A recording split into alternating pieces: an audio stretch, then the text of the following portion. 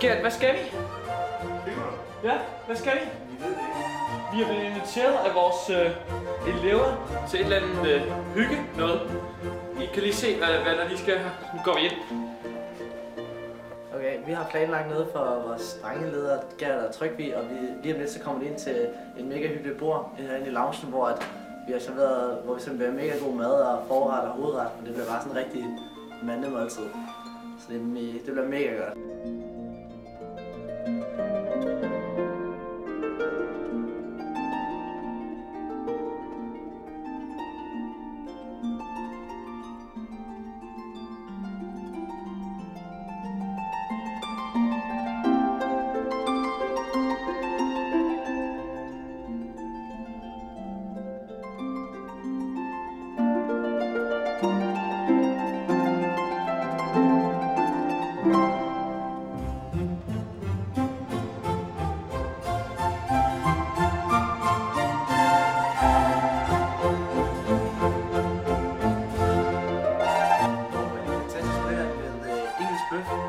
Lækker barbecue grillet på flør og en lækker marineret skinkefilet.